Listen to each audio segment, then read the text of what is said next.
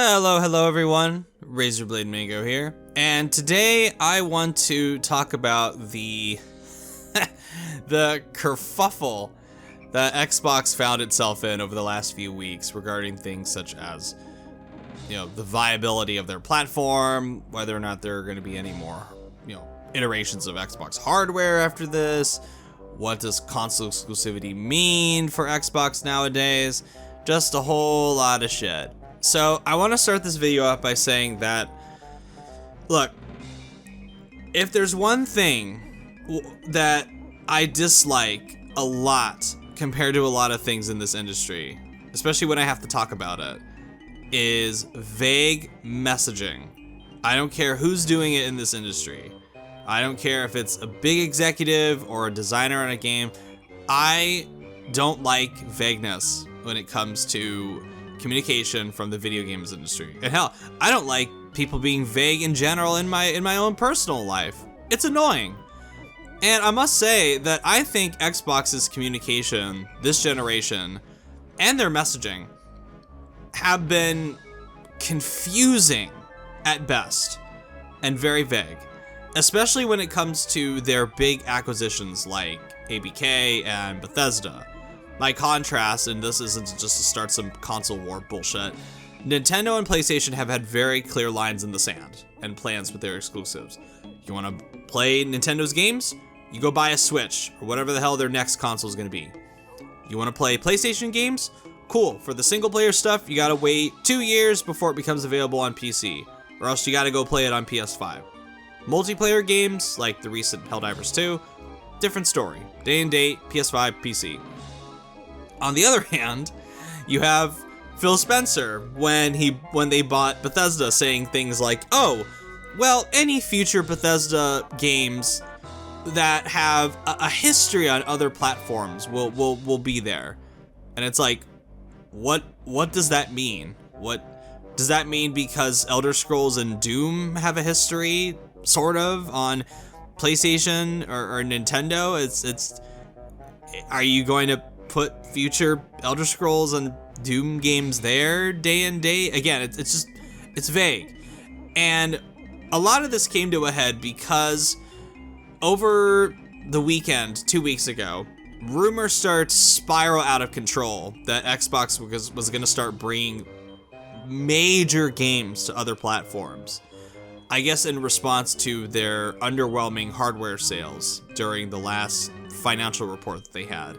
And the list included games like Halo the Master Chief Collection, Hellblade 2, Starfield, Indiana Jones, Hi-Fi Rush, Sea of Thieves, and more. And it eventually pushed Xbox to want to come out and talk. But knowing Xbox, like I said, there always has to be a sense of vagueness and wishy-washy word of mouth in regards to, all this. And it started right away with Phil Spencer's tweet announcing the damn thing, where he said things like, "We hear you." And he literally said that. And he also provided no date and time for this event. And he described it as a, quote, business update event, unquote. Which I don't know what that entails exactly. Like, if my boss were to come up to me and say, "Hey, we're going to have a business update event next week.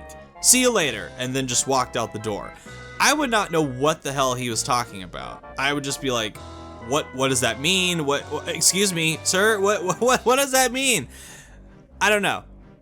But they felt like they had to come out and, talk about these rumors, which I don't know why they made people wait a week, unless it was just a very hurriedly put together thing where they were just building the plane midair, so to speak.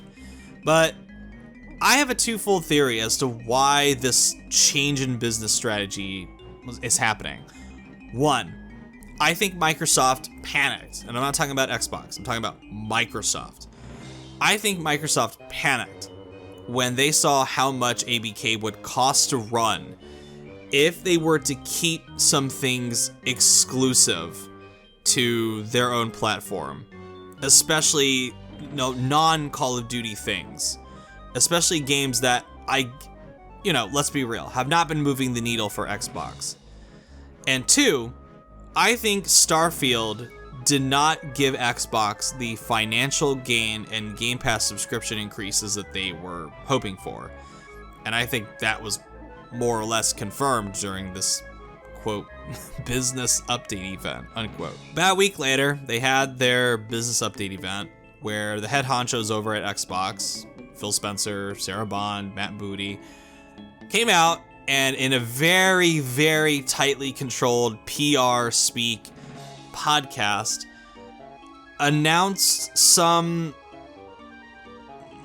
changes, I guess, in quotes. And at first when I watched this podcast, my initial gut reaction was, oh, this is just a big nothing burger of announcement.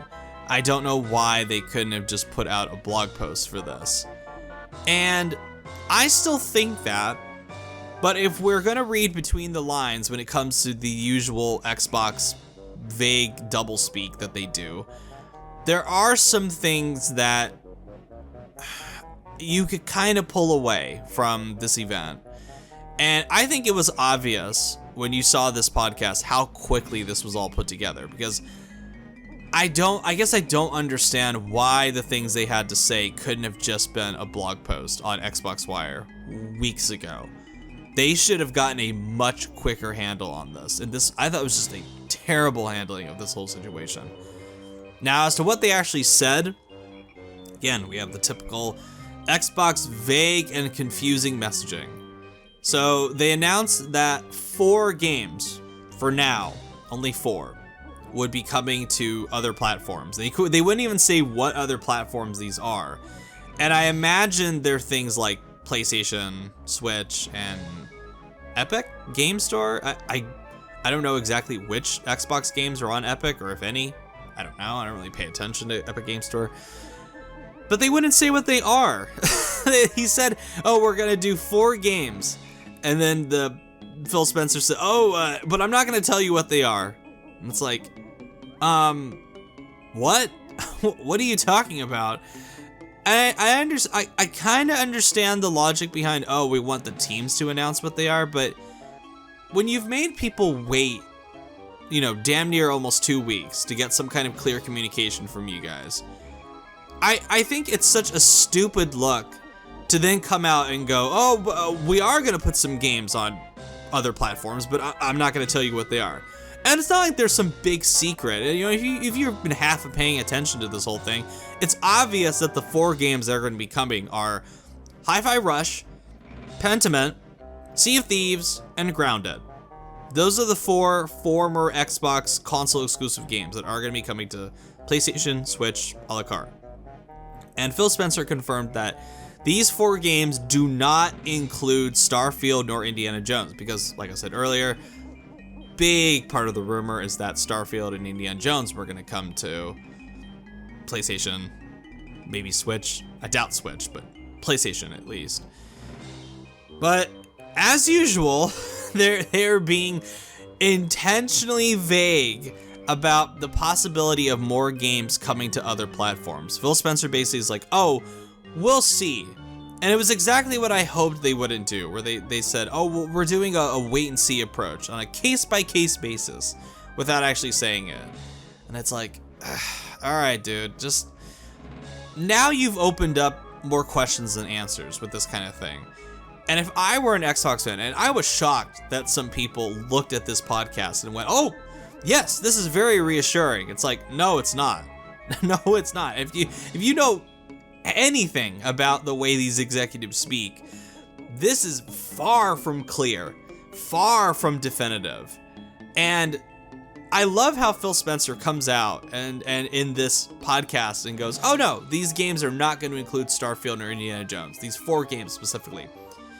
And then the very next moment in an interview with The Verge, he says, oh, well, we don't want to rule anything out. I don't think it's beneficial to us to rule anything out. And it's like, dude, you literally just contradicted yourself when being on stage in this podcast. I know that the podcast is very carefully controlled and PR speak bullshit, which I like that whole podcast was just so much PR speak about Xbox and Game Pass and playing Xbox everywhere. We want every screen. We want everybody to love Xbox.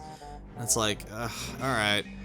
And another thing that I found interesting is that they actually provided Game Pass numbers. And they said that 34 million fully paid people were Game Pass subscribers, which that is actually much lower than I expected at this point. And that to me is a clear demonstration as to why they're starting to do this kind of change in strategy now. Because, as I've been saying for years, I think Game Pass is excellent as a short-term value. I think it's great. I have Game Pass on PC, so I'm not knocking the service. I think it's very valuable. I really like it. And the fact that they haven't bumped the price on it on PC, so I'm literally just paying almost $120 a month or a year to play their games day one on PC. That's great. But I have always been skeptical of the long-term ramifications of Game Pass. And one of these long-term ramifications, and it's just true, is that it has conditioned their audience to not want to buy games a la carte. Because I can't tell you guys how many people I see whenever a new game gets announced for Xbox. I see it in the comments and they go, oh, I'll just wait for Game Pass. Oh, I'll just wait. When will it be on Game Pass? And it's like, And that's not a fully sustainable platform, at least by itself, which again, hence this new change in strategy, because I think Xbox was trying this. I think they were hoping the numbers would be a lot bigger by now, but they aren't. So now they're gonna have to change it a little bit. And it's just, look, guys, it's just pure stats that whenever a big game comes out, Xbox is always getting trounced in sales compared to PlayStation, because even on Switch, on PlayStation and Nintendo Switch, they tell people, they're very upfront with like, hey, you're not getting day and date games with us on any of our streaming services or subscription services or whatever the hell we have. So you're gonna have to buy these a la carte. And people willingly do it, because especially if they're good games, people don't mind spending money on them. And I know, I've also seen the sentiment of, oh God, what a loser you must be to you know, defend a business model by championing paying more. And yeah, in a perfect world, Game Pass would work. But in reality, it just really doesn't in the long run. And buying games a la carte means that you are actually helping the studios that you like.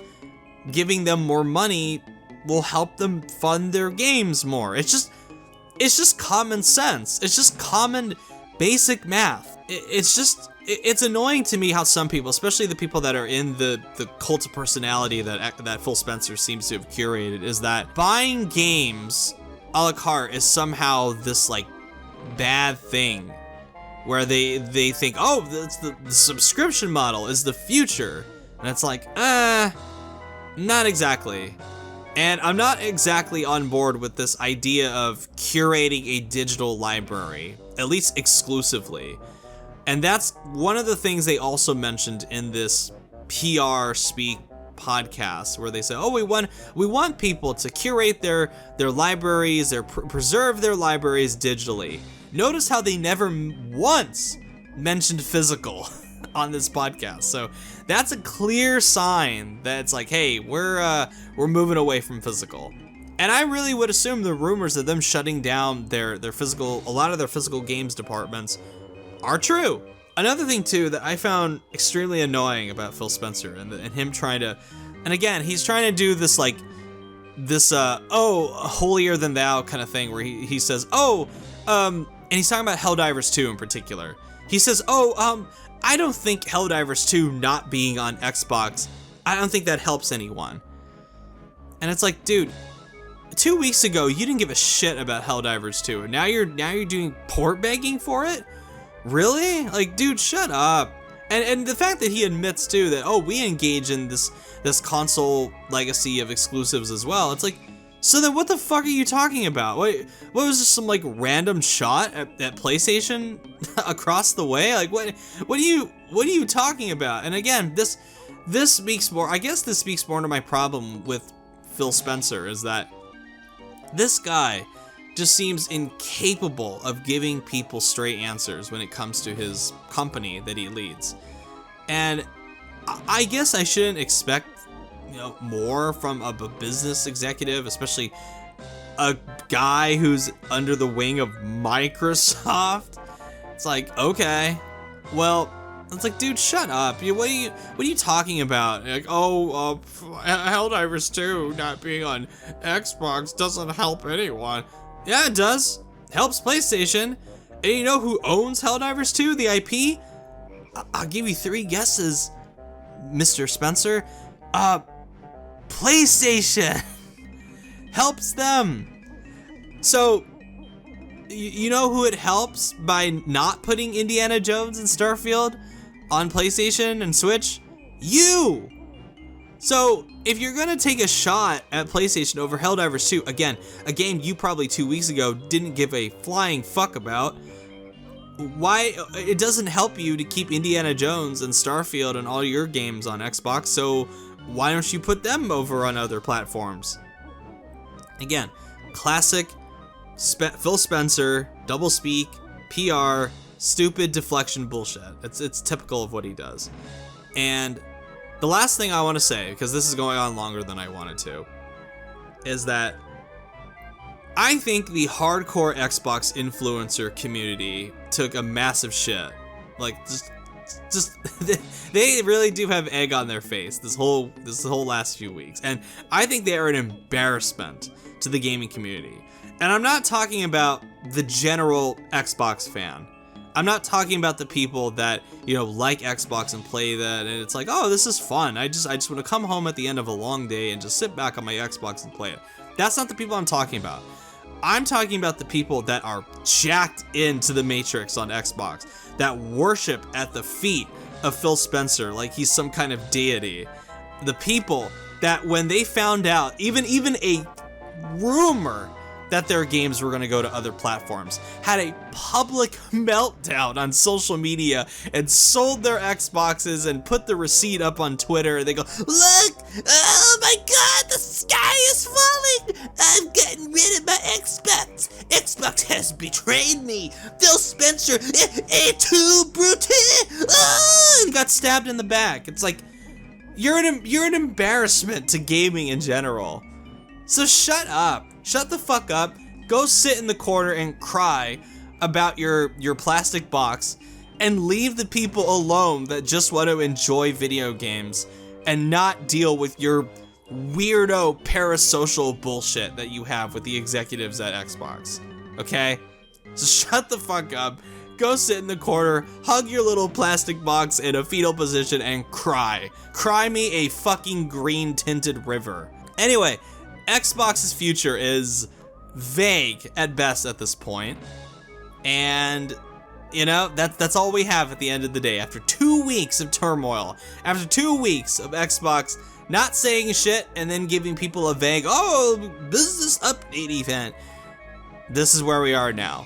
4 games coming to other platforms, and I guarantee you more are coming in the future. And I guarantee you to the people that are crying, hugging their Xboxes right now, there are going to be some games beyond these 4 that you are not going to like at all that come to other platforms. But Xbox made this bed with Game Pass and conditioning their audience to not buy games. Here you go. This is the future. Have fun.